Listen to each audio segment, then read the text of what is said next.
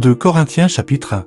Paul, apôtre de Jésus-Christ par la volonté de Dieu, et le frère Timothée, à l'église de Dieu qui est à Cogins, et à tous les saints qui sont dans toute l'Achaïe. Que la grâce et la paix vous soient données de la part de Dieu notre Père et du Seigneur Jésus-Christ. Béni soit Dieu, le Père de notre Seigneur Jésus-Christ, le Père des miséricordes et le Dieu de toute consolation, qui nous console dans toutes nos afflictions, afin que, par la consolation dont nous sommes l'objet de la part de Dieu, nous puissions consoler ceux qui se trouvent dans quelque affliction.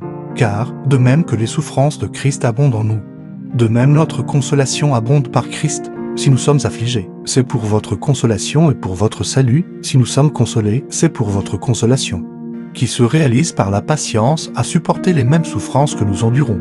Et notre espérance à votre égard est ferme, parce que nous savons que, si vous avez part aux souffrances, vous avez part aussi à la consolation. Nous ne voulons pas, en effet, vous laisser ignorer, frères, au sujet de la tribulation qui nous est survenue en Asie, que nous avons été excessivement accablés au-delà de nos forces, de telle sorte que nous désespérions même de conserver la vie, et nous regardions comme certains notre arrêt de mort, afin de ne pas placer notre confiance en nous-mêmes, mais de la placer en Dieu, qui ressuscite les morts. C'est lui qui nous a délivrés et qui nous délivrera d'une telle mort, lui de qui nous espérons qu'il nous délivrera encore, vous-même aussi nous assistant de vos prières, afin que la grâce obtenue pour nous par plusieurs soit pour plusieurs une occasion de rendre grâce à notre sujet.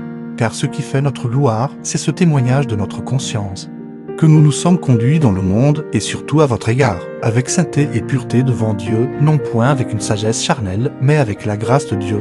Nous ne vous écrivons pas autre chose que ce que vous lisez, et ce que vous reconnaissez, et j'espère que vous le reconnaîtrez jusqu'à la fin, comme vous avez déjà reconnu en partie que nous sommes votre gloire, de même que vous serez aussi la nôtre au jour du Seigneur Jésus.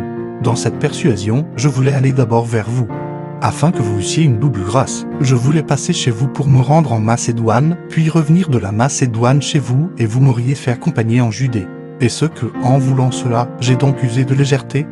Ou bien, mes résolutions sont-elles des résolutions selon la chair, de sorte qu'il y ait en moi l'oui et le non? Aussi vrai que Dieu est fidèle, la parole que nous vous avons adressée n'a pas été oui et non. Car le fil de Dieu, Jésus-Christ, qui a été prêché par nous au milieu de vous, par moi, et par Sylvain, et par Timothée, n'a pas été oui et non, mais c'est lui qui a été en lui, car, pour ce qui concerne toutes les promesses de Dieu, c'est en lui qu'est oui. C'est pourquoi encore l'amen par lui est prononcé par nous à la gloire de Dieu. Et celui qui nous a fermis avec vous en Christ, et qui nous a oint, c'est Dieu, lequel nous a aussi marqués d'un sceau et a mis dans nos cœurs les arts de l'esprit. Or, je prends Dieu à témoin sur mon âme, que c'est pour vous épargner que je ne suis plus allé à Cogins, non pas que nous dominions sur votre foi, mais nous contribuons à votre joie. Car vous êtes fermes dans la foi.